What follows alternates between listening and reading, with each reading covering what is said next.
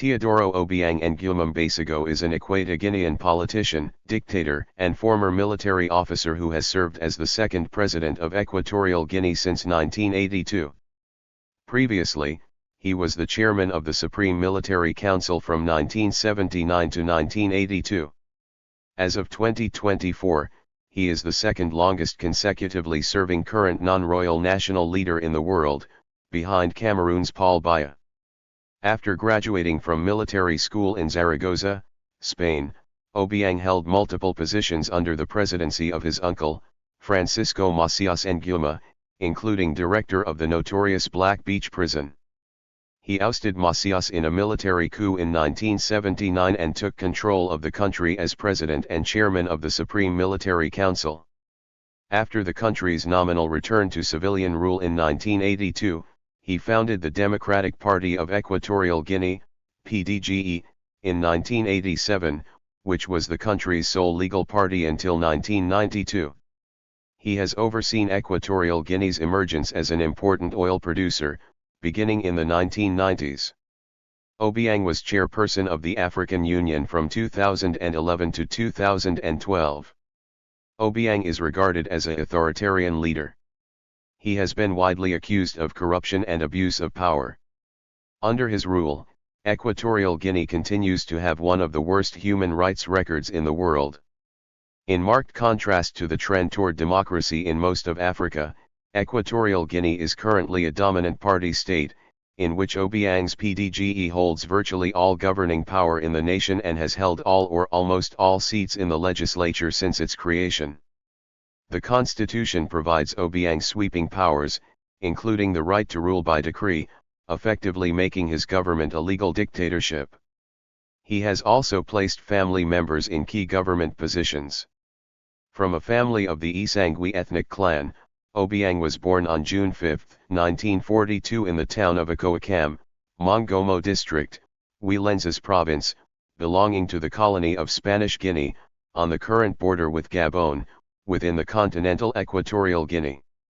Son of the Gabonese Santiago Nguema Obama and Maria Mbasogo Ngui, he was the third of 10 brothers, among whom are also the National Security Delegate Armengol Ondo Nguema Mbasogo and former National Defense Minister Antonio Mba Nguema Meek. Obiang's parents emigrated from Gabon to avoid paying capitation taxes and take advantage of the good economic situation in Spanish Guinea. After the death of Maria Mbasogo Ngui, Obiang and his brothers were raised by his father and his new wife Carmen Meek Mbira. Obiang completed his first studies at the Cardinal Cisneros School Group in Ibadan and at the La Salle Center in Bata, now the Enrique Envo Okend National College, where he obtained a degree in labor administration. Obiang joined the Colonial Guard during Equatorial Guinea's colonial period and attended the General Military Academy in Zaragoza, Spain.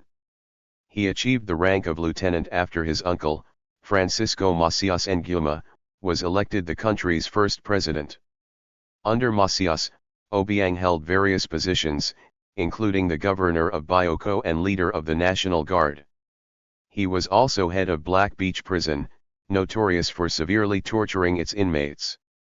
After Macías ordered the murders of several members of the family they shared, including Obiang's brother, Obiang, and others in Macías's inner circle feared the president had become insane. Obiang overthrew his uncle on August 3, 1979 in a bloody coup d'état, and placed him on trial for his actions, including the genocide of the Biya people, over the previous decade. Macías was sentenced to death and executed by firing squad on September 29, 1979. A new Moroccan presidential guard was required to form the firing squad, because local soldiers feared his alleged magical powers.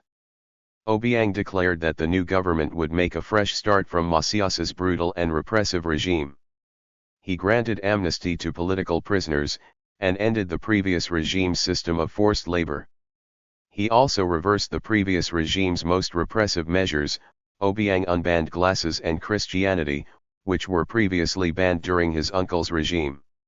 However, he made virtually no mention of his own role in the atrocities committed under it. The country nominally returned to civilian rule in 1982, with the enactment of a slightly less authoritarian constitution. At the same time, Obiang was elected to a 7-year term as president. He was the only candidate. He was sworn in on October 12, the 14th anniversary of the country's independence from Spain. He was re-elected in 1989, again as the only candidate. After other parties were nominally allowed to organize in 1992, he was re-elected in 1996 and 2002 with 98% of the vote in elections condemned as fraudulent by international observers. In 2002, for instance, at least one voting district was recorded as giving Obiang 103% of the vote. He was re-elected for a fourth term in 2009 with 97% of the vote, again amid accusations of voter fraud and intimidation, beating opposition leader Placido Miko Abago. Obiang's rule is considered more humane and less authoritarian and corrupt than that of his uncle. By some accounts, however, it has become increasingly brutal, and has bucked the larger trend toward greater democracy in Africa. According to most domestic and international observers, he leads one of the most corrupt, ethnocentric, and repressive regimes in the world. Equatorial Guinea is essentially a one-party state dominated by Obiang's Democratic Party of Equatorial Guinea, PDGE. The constitution grants Obiang sweeping powers, including the power to rule by decree. Although opposition parties were legalized in 1992, the legislature remains dominated by the PDGE, and there is no substantive opposition to executive decisions. There have never been more than 8 opposition deputies in the lower house, while the PDGE has held every seat in the Senate since its inception in 2013. For all intents and purposes, Obiang holds all governing power in the nation. The opposition is barely tolerated. Indeed, a 2006 article in Der Spiegel quoted Obiang as asking, "What right does the opposition have to criticize the actions of a government?" The opposition is severely hampered by the lack of a free press as a vehicle for their views. There are no newspapers, and all broadcast media are either owned outright by the government or controlled by its allies. Equatorial Guinea's relations with the United States cooled in 1993, after Ambassador John E. Bennett was accused of practicing witchcraft at the graves of 10 British airmen who were killed when their plane crashed there during World War II. Bennett left after receiving a death threat at the U.S. Embassy in Malabo in 1994. In his farewell address, he publicly named the government's most notorious torturers, including Equatorial Guinea's Minister of National Security, Manuel Nguema Mba, another Obiang uncle. No new envoy was appointed, and the embassy was closed in 1996, leaving its affairs to be handled by the embassy in neighboring Cameroon. Things turned around for the Obiang regime after the terrorist attacks in 2001 on New York and Washington, after which the United States reprioritized its dealings with key African states. On January 25, 2002, the Institute for Advanced Strategic and Political Studies, a neoconservative Israeli-based think tank, sponsored a forum on May 15, 2006. Speaking at the IASP's forum, Assistant Secretary of State for Africa Walter H. Gonsteiner said, "African oil is of national strategic interest to us, and it will increase and become more important as we move forward." In a lengthy state visit from March to April 2006, President Obiang sought to reopen the closed embassy in the U.S., saying that the lack of a U.S. diplomatic presence is definitely holding back economic growth. President Obiang was warmly greeted by Secretary of State Condoleezza Rice, who called him a good friend. Public relations company Cassidy and Associates may have been partially responsible for the change in tone between Obiang and the United States government. Since 2004, Cassidy had been employed by the dictator's government at a rate of at least $120,000 a month. By October 2006, however, the Senate Foreign Relations Committee had raised concerns about the proposal to build the new embassy on land owned by Obiang, whom the United Nations Commission on Human Rights accused of directly overseeing the torture of opponents. The new embassy chancery opened in 2013. Equatorial Guinea has cordial relations with neighboring Cameroon, although there was criticism in Cameroon in 2000 about perceived mistreatment of Cameroonians working in Equatorial Guinea. Cameroon and Equatorial Guinea have an unresolved maritime border dispute. The majority Fang ethnic group of mainland Equatorial Guinea extends both north and south into the forests of Cameroon and Gabon. Cameroon exports some food products to Equatorial Guinea and imports oil from Equatorial Guinea for its refinery at nearby Limbe. In December 2008, Equatorial Guinea security forces killed a Cameroonian fisherman and abducted 2 immigrants. Cameroon closed its border in response. In the 1970s, Equatorial Guinea signed military, technical, and economic agreements with many socialist states, which included North Korea. North Korea sent troops to Equatorial Guinea so they could be used as advisors. After Francisco Macías Nguema was overthrown and executed by his nephew Teodoro Obiang in 1979, his family fled to Pyongyang, where his 3 children were raised by the North Korean government. One of them, Monica, left the DPRK in 1994 after 15 years. Despite this, close relations continued after the coup, and remain active. In 2011, Yang Hyong-sop, Vice President of the Presidium of the Supreme People's Assembly, made a 4-day visit to Equatorial Guinea. In 2013, President Teodoro Obiang Nguema Mbasogo was presented the first International Kim Jong-il Prize by a North Korean delegation. In 2016, Kim Jong-nam of North Korea visited Equatorial Guinea and held amicable talks with President Teodoro Obiang. In 2018, Equatorial Guinea reported that it had severed economic ties with North Korea and repatriated North Korean workers in line with United Nations sanctions. However, North Korea reported continued friendly relations. Obiang with Russian President Vladimir Putin on September 26, 2024. On September 26, 2024, Obiang visited Moscow and had a meeting with Russian President Vladimir Putin. Putin emphasized that Russia and Equatorial Guinea have successfully cooperated in OPEC+. In August 1979, Spain offered to help Francisco Macías Nguema during the coup. Between 1979 and 1983, Spain sent Equatorial Guinea 15 million Spanish pesetas for the development of the nation. Relations between both nations almost severed again due to debt renegotiation in 1983 and the fact that Equatorial Guinea owed Spain over 6 million Spanish pesetas. Agreements were made before more drastic measures were taken. During the 2004 coup d'état attempt, President Obiang accused Spain of knowing about the coup attempt and for sending 2 Spanish warships to the region. However, Spanish Prime Minister José María Aznar denied the allegations that the ships were there to assist in the coup. In 2016, trade between Equatorial Guinea and Spain totaled €748 million. 90% of Equatorial Guinea's exports to Spain is in oil. Spain's main exports to Equatorial Guinea include drinks, furniture and lamps, mechanical equipment, automobiles and trucks, and electronic material.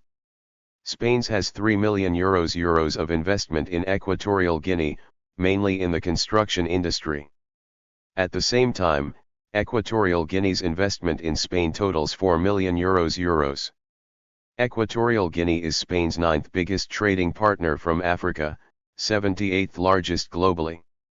Spain is Equatorial Guinea's 3rd biggest trading partner globally, after China and the United States. The economy of this small nation continued to struggle under President Obiang, with the country depending mostly on foreign aid to pay its bills. This changed in 1995 when ExxonMobil discovered oil in the country. Massive offshore discoveries over the past decade have boosted oil to about 380,000 barrels per day, ranking Equatorial Guinea behind only Nigeria and Angola among sub-Saharan African producers. As expected, income from petroleum led to a boom and the country experienced rapid economic growth. According to UNESCO, the country has the highest adult literacy rate in sub-Saharan Africa, with an average of 95%. It also has the highest per capita income in Africa. More than 3/4 of the population live below the poverty line, according to data from the World Bank. This wealth is distributed extremely unevenly and most of it is concentrated in the hands of the ruling family.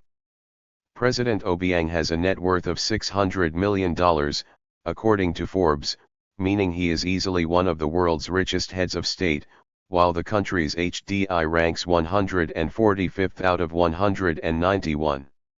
The vast majority of the oil revenue of Equatorial Guinea has been siphoned under the guise of funding large infrastructure projects executed by contractors with ties to President Obiang's inner circle.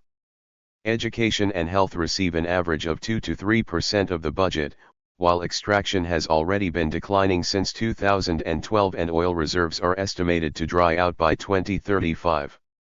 In 2012, Obiang ordered the construction of a new planned city, Ciudad de La Paz. The location was chosen for its easy access and milder climate. It is notably on the mainland, in contrast to Malabo, which is on the island of Bioko. It was designed by the Portuguese Studio for Architecture and Urbanism FAT, Future Architecture Thinking. It is projected to have around 200,000 inhabitants, a new parliament building, a number of presidential villas and an area of 8,150 hectares. The construction of this new capital has been criticized by the political opposition to Obiang, the driving force behind the initiative. The government of Equatorial Guinea began to move to the city in early 2017. Funding is provided through the ICEP. The plans come from a Portuguese architectural office. The construction work will be supported by China, Poland, Brazil, and North Korea. Construction faces delays such as, according to unconfirmed reports, President Obiang ordered a building to be moved because he did not like the view. Additionally, all materials are imported. In 2006, Obiang signed an anti-torture decree banning all forms of abuse and improper treatment in Equatorial Guinea, and commissioned the renovation and modernization of Black Beach Prison in 2007 to ensure the humane treatment of prisoners. However, human rights abuses have continued. Human Rights Watch and Amnesty International, among other non-governmental organizations, have documented severe human rights abuses in prisons, including torture, beatings, unexplained deaths, and illegal detention. In their most recently publishing findings, 2020, Transparency International awarded Equatorial Guinea a total score of 16 on their Corruption Perceptions Index, CPI. CPI ranks countries by their perceived level of public corruption, where 0 is very corrupt and 100 is extremely clean. As of 2023, Equatorial Guinea is the 120th lowest scoring nation out of a total of 180 countries. Freedom House, a pro-democracy and human rights NGO, described Obiang as one of the world's most kleptocratic living autocrats, and complained about the U.S. government welcoming his administration and buying oil from it.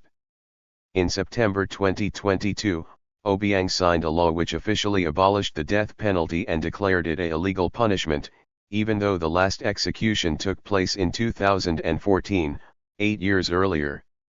This was seen as a slight improvement in human rights in the country, and this move was praised internationally. Although there are no laws against homosexuality in Equatorial Guinea, the International Lesbian, Gay, Bisexual, Trans and Intersex Association, ILGA, reported there is evidence that state intimidation of sexually diverse individuals persists. The criminal code in force in Equatorial Guinea is a revision of the Spanish criminal code that dates back to the Francoist era and is said to post-colonially carry homophobic undertones that influence those perception today. The age of consent is set at 18, regardless of gender and/or sexual orientation. In July 2003, state-operated radio declared Obiang the country's god with all power over men and things. It added that the president was in permanent contact with the Almighty and can decide to kill without anyone calling him to account and without going to hell. He personally made similar comments in 1993. His uncle and predecessor Macías had also proclaimed himself a god. Despite these comments, however, Obiang still claims that he is a devout Catholic and was invited to the Vatican by Pope John Paul II and again by Pope Benedict XVI. Obiang has encouraged his cult of personality by ensuring that public speeches end in well-wishing for himself rather than for the nation as a whole. Many important buildings have a presidential lodge, many towns and cities have streets commemorating Obiang's coup against Macías, and many people wear clothes with his face printed on them. Like his predecessor and other African strongmen such as Idi Amin and Mobutu Sese Seko, Obiang has assigned himself several creative titles. Among them are Gentleman of the Great Island of Bioko, Anoban, and Rio Muni. He also refers to himself as El Chief, the boss. In 2008, American journalist Peter Moss called Obiang Africa's worst dictator, worse than Robert Mugabe of Zimbabwe. While he was researching a book on the country's oil boom in 2004, Moss recalled that no one approached him on the streets. He believed that the only time he had encountered a more docile populace was in North Korea. In an October 2012 interview on CNN, Christiana Monpour asked Obiang whether he would step down at the end of his current term, 2009 to 2016, since he had been re-elected at least 4 times in his reign of over 30 years. In his response, Obiang categorically refused to step down despite term limits in the 2011 Constitution. Abuses under Obiang have included unlawful killings by security forces, government-sanctioned kidnappings, systematic torture of prisoners and detainees by security forces, life-threatening conditions in prisons and detention facilities, impunity, arbitrary arrest, detention, and incommunicado detention. The few private media outlets in the country are largely owned by people close to Obiang.